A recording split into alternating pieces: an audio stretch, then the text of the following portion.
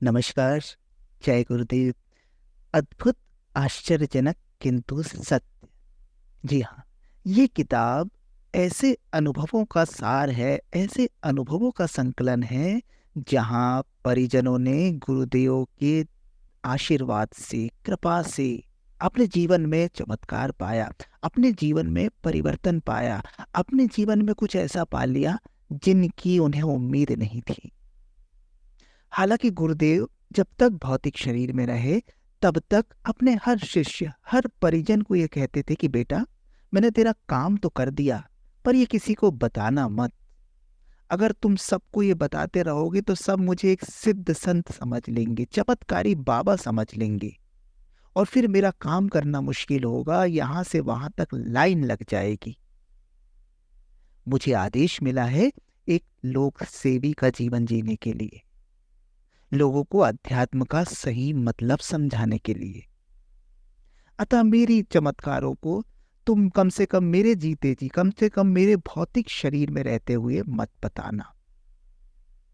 तो हालांकि गुरुदेव के जब भौतिक शरीर में वो थे तो भी कुछ साधक, परिजन, शिष्य अपनी घटनाओं का उल्लेख कर देते थे, किंतु फिर भी गुरुदेव इन सबको मना करते थे। गुरुदेव का भौतिक शरीर छूट जाने के बाद एक किताब प्रकाशित हुई, अद्भुत, आश्चर्यजनक किंतु सत्य। उसमें उन परिजनों की, उन शिष्यों की भाव विभोर कर देने वाली कहानियां हैं, जिसमें उन्होंने गुरुदेव के चमत्कार को साक्षात अनुभव किया। गुरुदेव के भौतिक शरीर छोड़ देने के बाद भी सूक्ष्म जगत से गुरुदेव कैसे काम करते हैं, स्थूल शरीर में रहते हुए गुरुदेव ने कैसे लोगों का जीवन बदला, इन्हीं सब कहानियों का संकलन है इस किताब में। तो इस किताब की श्रृंखला में जो कहानियां आएंगी वो शिष्यों के स्वयं के अनुभव है। हम उनका नाम लेकर यहाँ पर इन कहानियों को पढ़ने का प्रयास करेंगे। इन कहानियों को आपको बताने का उद्देश्य किसी प्रकार के अंधविश्वास या अंधश्रद्धा को बढ़ावा देना नहीं है, बल्कि ये कहानियां आपको बताएंगी कि अगर अपने गुरु में, अपने आराध्य में, अपने इष्ट में एक निष्ठ हैं हम, समर्पित हैं हम, श्रद्धावान हैं हम, तो निश्चित रूप से हमारे जीवन में भी चमत्कार हो सकते हैं। गुरु कृपा से क्या क्या संभव है, कैसे थे हमारे गुरु, कैसे हैं हमारे गुरु, इस सब का सार है ये किताब। तो इस किताब की एक एक कहानियां एक एक वीडियो के माध्यम से आपके सामने हम प्रस्तुत कर रहे हैं। आप भी इनका आनंद लें और अपने जीवन में अपने आराध्य, अपने इष्ट के प्रति समर्पण भाव लाएं। समर्पण से चमत्कार घटित हो सकते हैं। तो शुरू करते हैं।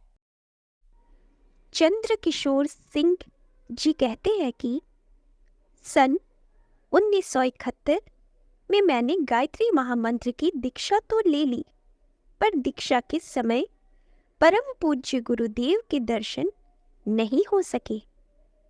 उन दिनों वे हिमालय प्रवास में थे। अगले साल हिमालय से वापस आने के बाद उनके दर्शन का सौभाग्य मिला।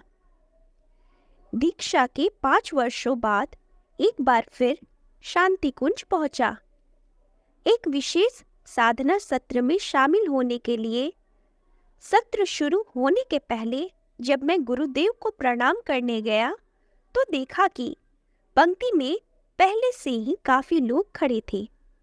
मैं सोचने लगा कि ऐसी परिस्थिति में कुछ व्यक्तिगत बातें करना चाहूं तो कैसे करूं। जब मैं पूज्य गुरुदेव के सम्मुख पहुंचा तो मुझे एक नजर देखकर ही मेरी मनस्थिति समझ गए। स्नेहिल स्वर में पूछा, अकेले में बात करना चाहते हो? मैंने सिर हिलाते हुए हामी भरी। उन्होंने कहा, तुम मुझसे अकेले में मिलकर जो कुछ कहना चाहते हो वह सब मैं सुन चुका हूँ। चिंता मत करो, तुम्हारा काम हो जाएगा। पर क्या तुम मेरा काम करोगे? खुशी के मारे मैं कुछ बोल नहीं सका। मैंने उसी क्षण मन ही मन संकल्प लिया कि पूज्य गुरुदेव की आज्ञा का पालन जीवन भर करता रहूंगा। तभी से मिशन का काम कर रहा हूँ। बात सन 1981 की है। सुपौल से लगभग 6-7 किलोमीटर की दूरी पर एक गांव है गौरामानसी। वहां के मुखिया ने गायत्री महायज्ञ के आयोजन का आग्रह किया था। मेरे घर पर जब महायज्ञ के लिए दिन, समय आदि तय हो रहा था तो मैंने रास्ते के बारे में पूछा। आसपास के गांव में यज्ञ कराने मैं प्रायः साइकिल से जाया करता था, इसलिए यह भी जानना था कि बीच में कोई नदी तो नहीं है। लेकिन उनका ध्यान इस तरफ लगा हुआ था कि यज्ञ में कैसे क्या तैयारियां करनी होंगी, इसलिए नदी की बात उनके ध्यान से उतर गई।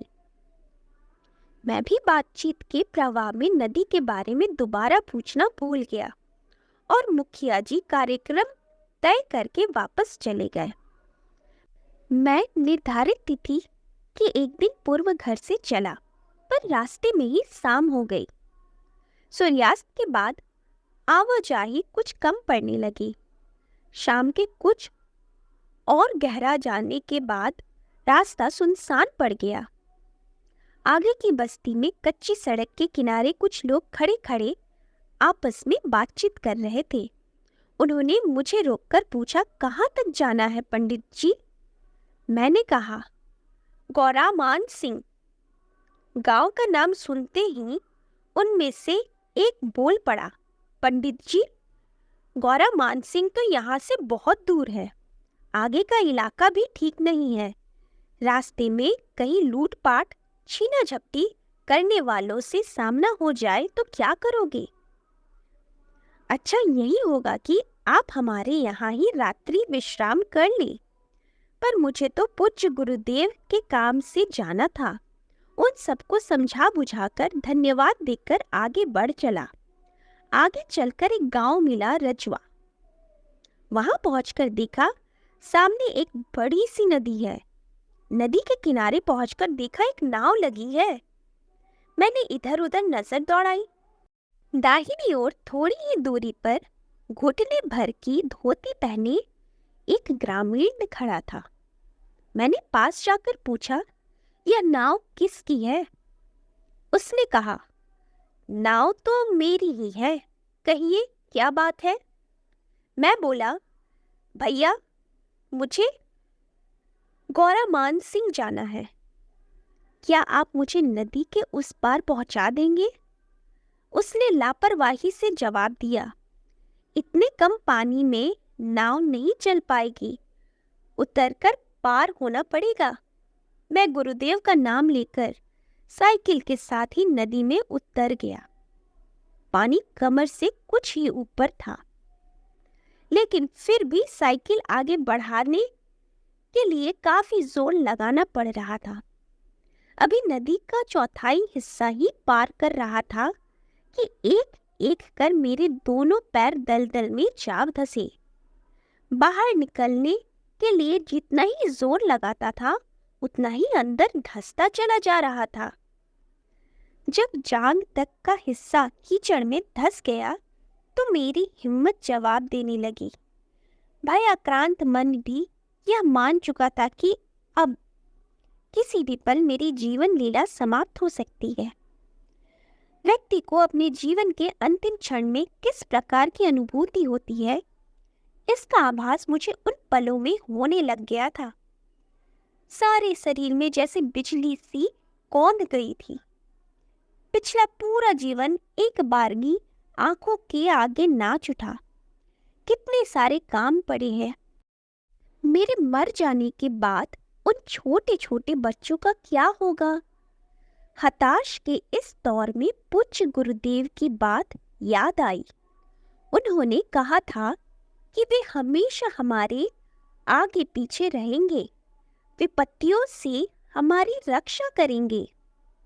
दूसरे पल मन में यह विचार उठा कि संत स्वभाव के है, इसलिए दिलासा दे दिया होगा। अब इतनी दूर वे बचाव के लिए कैसे आ सकती है? कीचड़ अब कमर से ऊपर आ चुका था। तभी दो लोग दूर से आते दिखाई पड़े। उनमें से एक ने ऊंची आवाज में पूछा, सुनो भाई, क्या तुम किसी खतरे में पड़े हो? मैंने जोर जोर से हाथ हिलाते हुए कहा, जी हाँ भाई साहब, मैं भयानक दलदल में फंस गया हूँ, कृपया करके मुझे बचा लीजिए।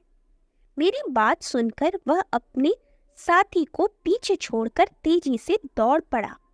पास पहुंचकर उसने एक हाथ से लगभग पूरी तरह से डूब चुकी साइकिल थामी और दूसरे हाथ से मुझे एक ही झटके में कीचड़ से बाहर निकलकर किनारे की ओर बढ़ चला।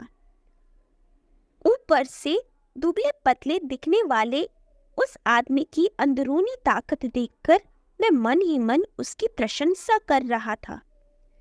किनारे पर पहुंचकर मैंने उसे हृदय से धन्यवाद दिया। थोड़ी देर बाद मेरे सहज होने पर उसने पूछा, कहाँ से आए हैं, कहाँ जाना है, क्या काम है? मैंने उससे बताया कि मुझे गौरामान सिंह के मुखिया जी के यहाँ यज्ञ कराने जाना है। उसने कहा, चलिए मैं आपको वहां तक छोड़ देता हूँ। वह अपने मित्र के साथ आगे आगे चल रहा था। उसके पीछे पीछे चलते हुए मैंने जिज्ञासावश जब उसका परिचय पूछा तो मेरी जीवन रक्षा करने वाले ने अपना और अपने गांव का नाम बताकर कहा कि उसका गांव गौरामान सिंह के पास ही है। रास्ते भर इधर उधर की बातें करते हुए आखिरकार हम लोग गौरामान सिंह पहुंच गए।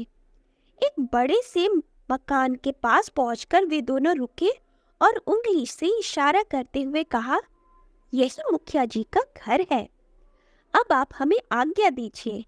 कृतज्ञता के भाव से भरकर मैंने हाथ जोड़ते हुए कहा, आपका यह उपकार मैं कभी नहीं भूलूंगा। आप दोनों कल के यज्ञ में आएंगे तो मुझे बड़ी प्रसन्नता होगी। उन्होंने सहमति सूचक मुद्रा में गर्दन हिलाई और आगे बढ़ चले। मैं मुखिया जी के घर की ओर बढ़ा। मुखिया जी अपने दालान पर बैठे मेरी राह ही देख रहे थे। मुझे देखते ही उन्होंने उठकर मेरा स्वागत करते हुए कहा, मैं शाम से ही आपकी राह देख रहा था, रास्ते में कहीं कोई दिक्कत तो नहीं हुई? उनका इतना पूछना भर था कि मैं बोल पड़ा, मैं तो आज मरते मरते बचा हूँ मुखिया जी। मुखिया जी ने अचकचाकर पूछा, क्यों, क्या हुआ? मैंने भयानक दलदल से उबरने का अपना सारा वृत्तांत एक ही सांस में कहकर सुनाया। मुझे बचाने वाले उस व्यक्ति का तथा उसके गांव का नाम सुनकर मुखिया जी चौंक पड़े। उन्होंने कहा, यहाँ ना तो इस नाम का कोई गांव ही है और ना आसपास के गांव में ऐसा कोई आदमी।